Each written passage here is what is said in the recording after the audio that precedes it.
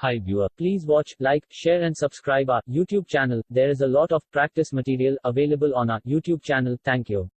Now turn to Section 1. Section 1.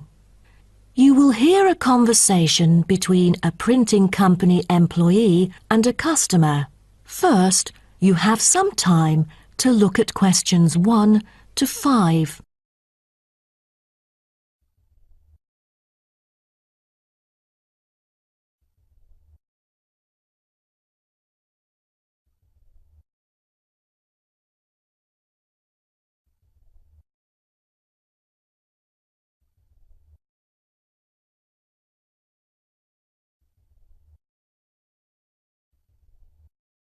You will see that there is an example which has been done for you. On this occasion only, the conversation relating to this will be played first. Good afternoon. Welcome to Matrix Printing. I'm John Smith. How can I help you? Good afternoon. I'm here to reprint a brochure for our hotel. There are some pages that need revising. The customer says the brochure sample needs revising. So, brochure has been written in the space. Now we shall begin. You should answer the questions as you listen, because you will not hear the recording a second time. Listen carefully and answer questions 1 to 5. Good afternoon. Welcome to Matrix Printing. I'm John Smith. How can I help you? Good afternoon. I'm here to reprint a brochure for our hotel. There are some pages that need revising. Sure. How may I address you? Oh, I'm Mary Jane from Central Hotel Chains. Nice to meet you. I've got samples of the previous version. I assume it is your company's advertising brochure. Yes. What exactly is the problem?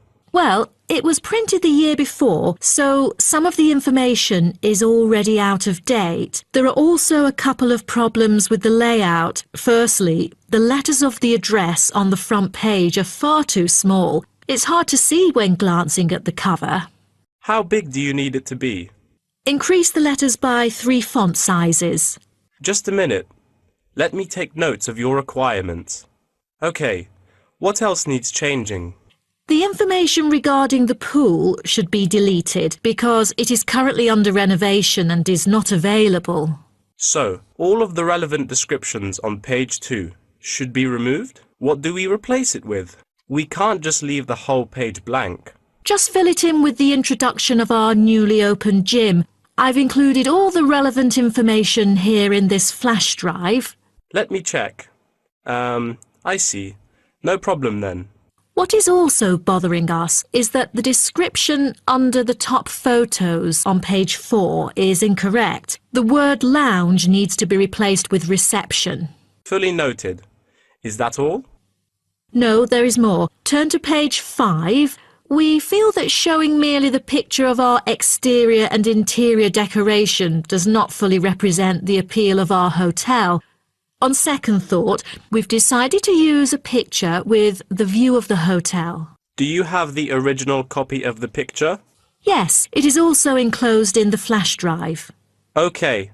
We'll re-edit the whole layout of the photos. Great.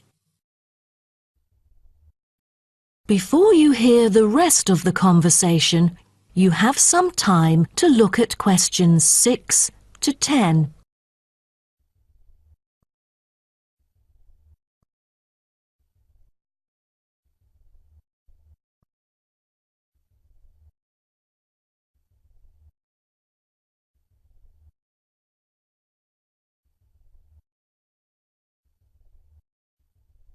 Now listen and answer questions 6 to 10.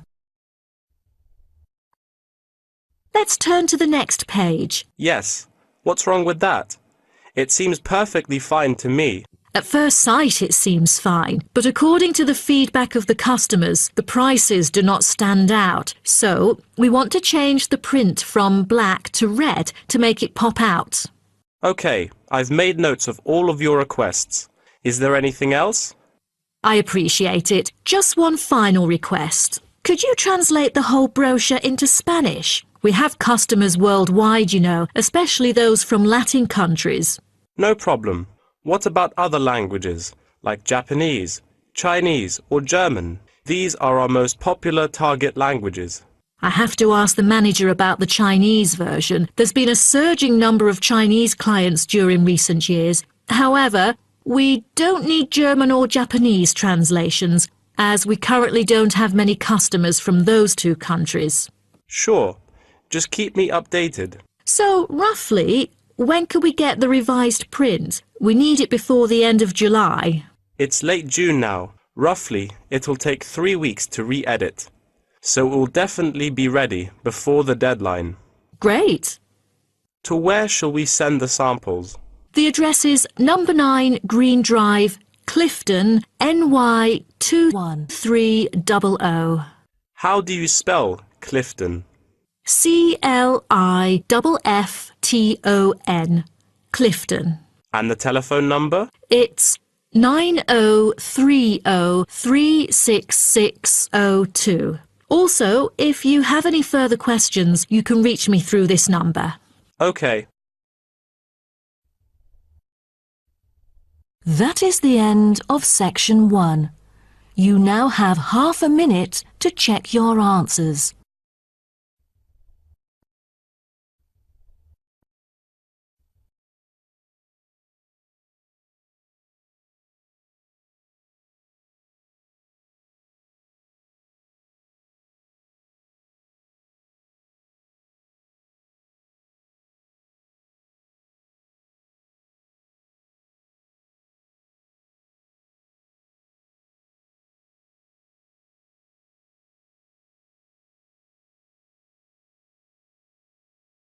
You will hear a talk about the history of a poetry award.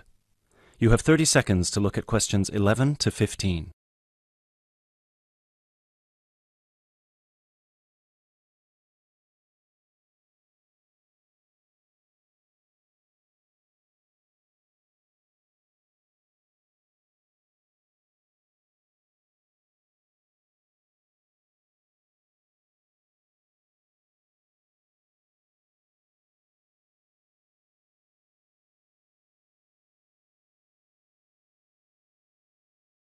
Hello everyone, and welcome to this year's award ceremony for the Antonia Watson Memorial Poetry Award.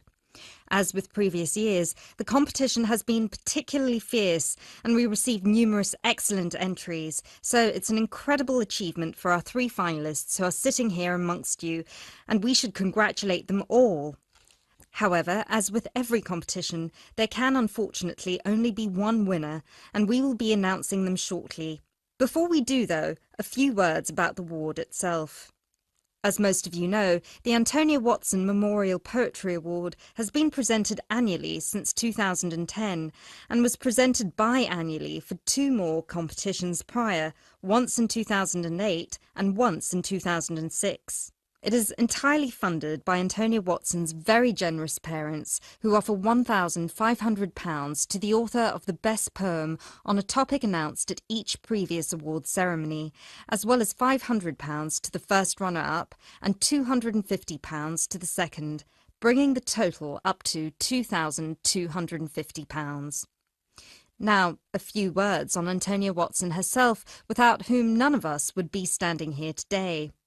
I briefly knew Antonia while at university, where we were flatmates for a year, and I'm afraid that any speech I give will not be able to do her justice, as she was the kindest, sweetest person I've ever met. Thankfully, this part of my speech was written with the assistance of one of her siblings, Thomas Watson, who was not only her brother, but also her best friend. Antonia was born in Slayford, Lincolnshire, in December 1986. From a very young age, she displayed an inquisitive and creative nature, matched in volume only by the gentle kindness of her spirit.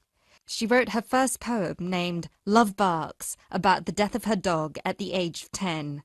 This was also her first poem to be published at her school's newspaper, just 2 months after another of her poems, Be Kind, won the 1996 Triad Children's Writing Competition and was published in the competition's anthology. While her early forays into poetry were crowned with impressive success, Antonia unfortunately ceased to write for a few years following the death of her very dear grandfather, Peter William Watson, in 1999.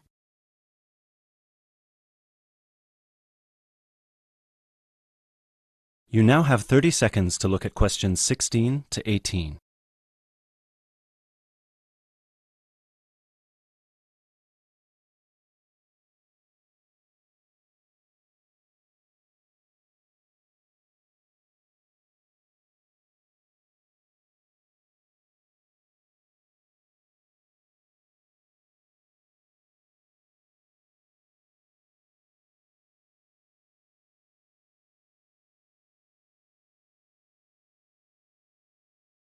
While her early forays into poetry were crowned with impressive success, Antonia unfortunately ceased to write for a few years following the death of her very dear grandfather, Peter William Watson, in 1999.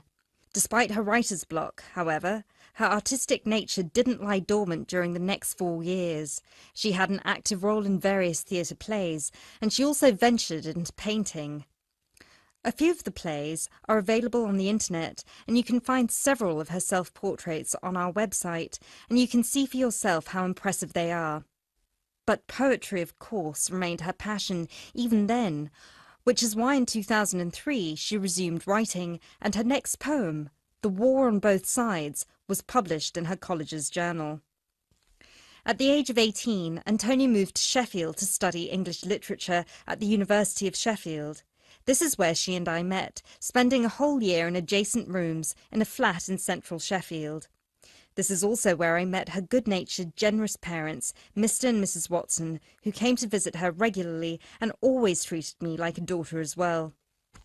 Antonia and I grew very close during that period, and while we ran in different circles, we always found time for each other every week. Antonia self-published one collection of poems in August 2005. It was named Burning Stars, after the poem on page 16, which is also the date of her birthday. It was an immediate success amongst her peers at the University of Sheffield, and it was so cherished by her English literature classmates specifically that it had attracted the attention of one of her lecturers, who put her in touch with a literary agent. She had been due to begin working on her second collection right before her tragic passing in a car accident just 5 days before her 19th birthday in December 2005. You now have 30 seconds to look at questions 19 to 20.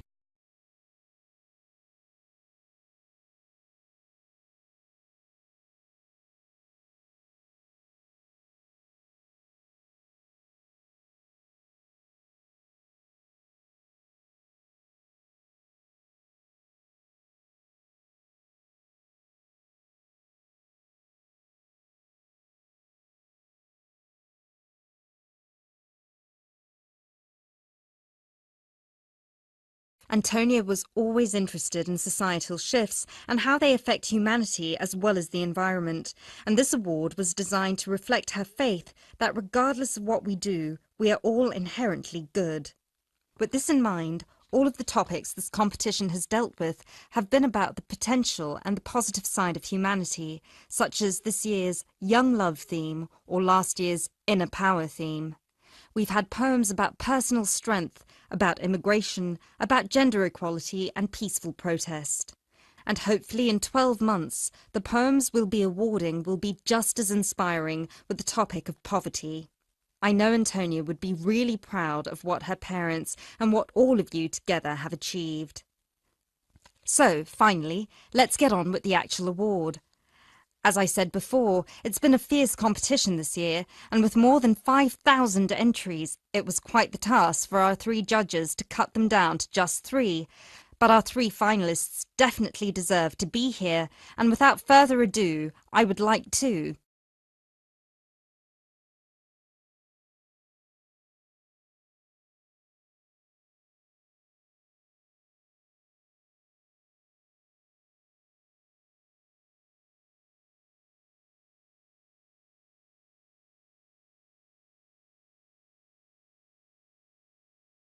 Now turn to section 3. Section 3. You'll hear two students talking about different aspects of their university. First, you have some time to look at questions 21 to 26.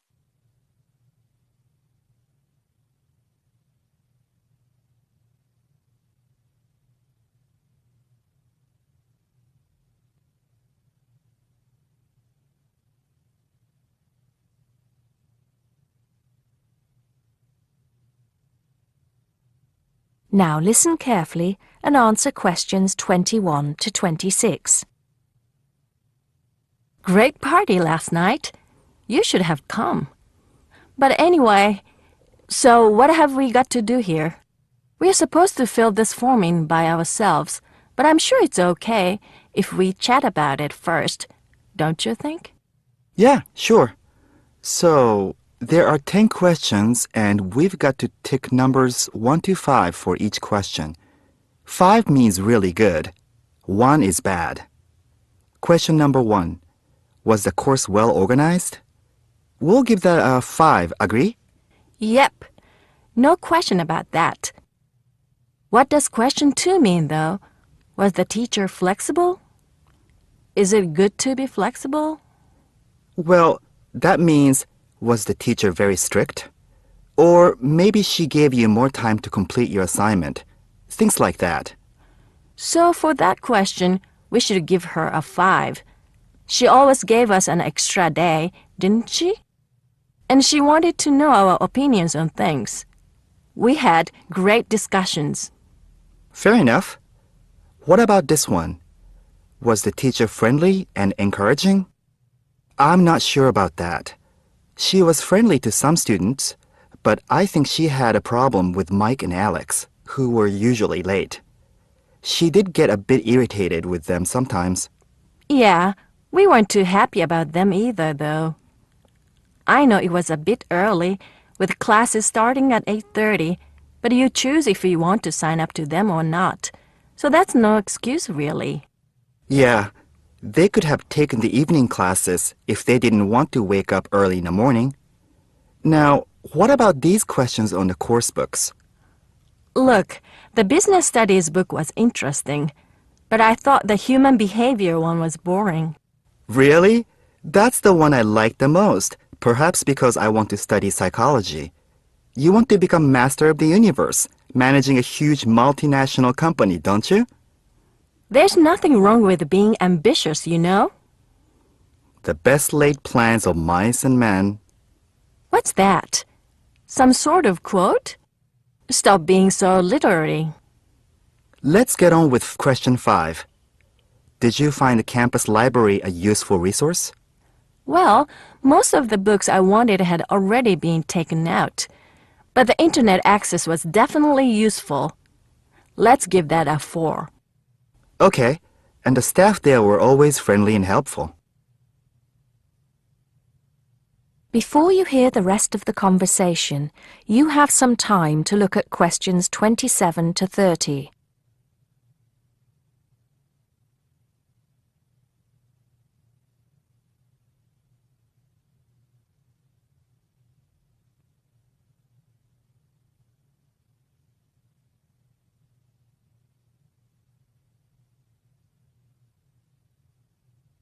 Now listen and answer questions 27 to 30. Now, what's this? You know, they keep going on at us about how we don't use the off-campus library enough.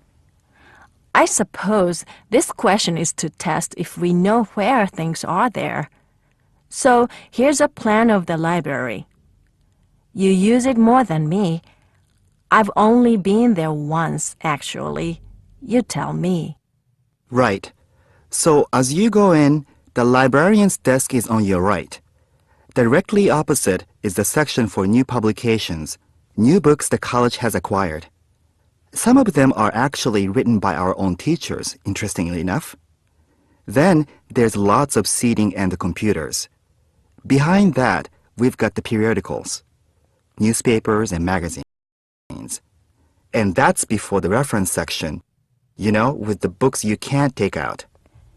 Dictionaries and encyclopedias? That sort of stuff. Now, I do know where the management section is. It's right at the end on the left, isn't it?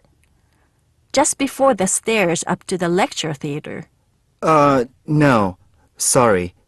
Management and business studies, along with marketing, are all, as you said, at the back, but on the right. Oh, so what's on the left then? That's the fiction section, or literature.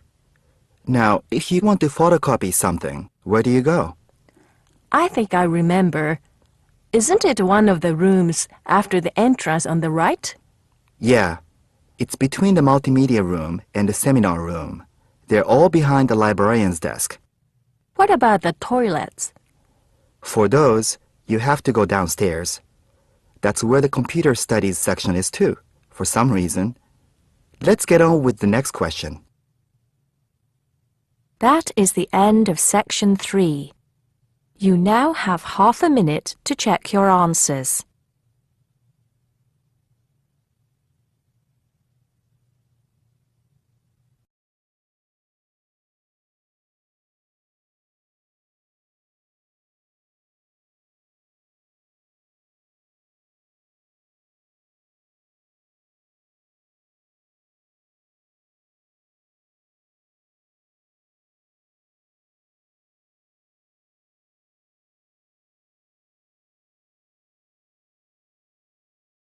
Now turn to section 4.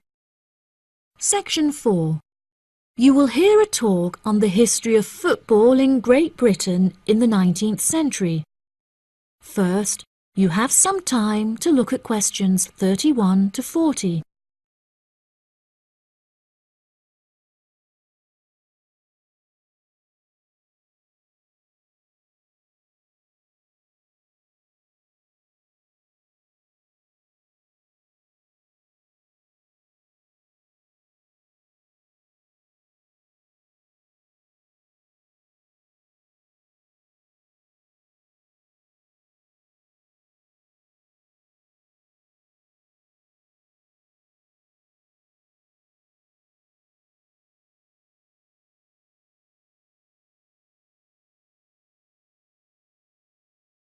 Now listen carefully and answer questions 31 to 40.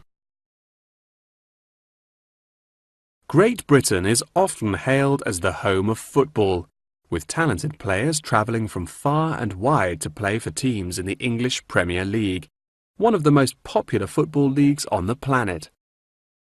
Today we are going to take a look back to the 19th century Great Britain, in an attempt to trace the evolution of the beautiful game, as it is now known. Prior to the 19th century, the game featured a wide variety of local and regional adaptations, which were later smartened up and made more uniform to create our modern-day sports of association football, rugby football, and Ireland's Gaelic football. Even up to the mid-19th century, Shrovetide football, or mob football, was still widely practiced. According to the rules of mob football, there were no rules.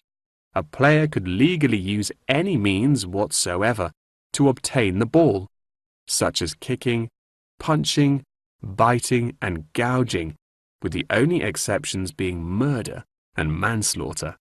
These games may be regarded as the ancestors of modern codes of football, and by comparison with later models of football, they were chaotic and had few cooperation.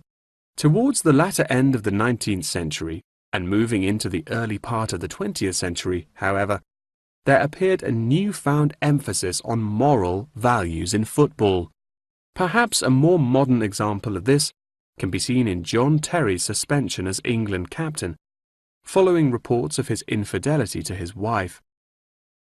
Furthermore, as mob football died away, there grew a greater concern for players' health and general well-being, with many clubs affording their top players access to frequent medical checkups and treatment. Despite the presence of Great Britain's unique state-funded National Health Service, football clubs are still seen today providing team members with state-of-the-art healthcare facilities, with the top clubs even housing their own specialist doctors and physicians.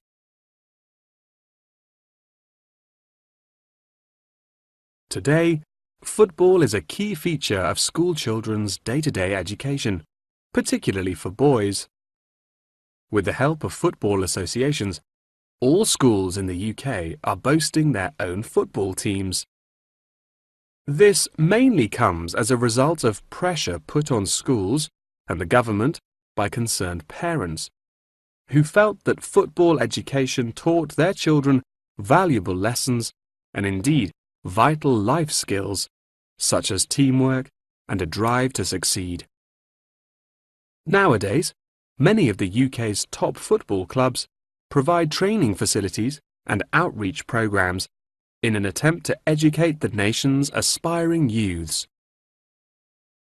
As I previously mentioned, it was only during the 19th century that football in its uniform concept truly began to emerge, with footballers previously playing according to their own versions of the rules. However, it was not until the early 20th century that different players actually began to play according to these standardized rules. Prior to the 19th century, football was played by all the major English public schools, including the likes of Eton College, Winchester College, and Harrow. In 1848, there was a meeting at Cambridge University in an attempt to lay down the laws of football. Present at the meeting were representatives of each of these major public schools, whom each brought a copy of the rules enforced by their own individual school's rules of football.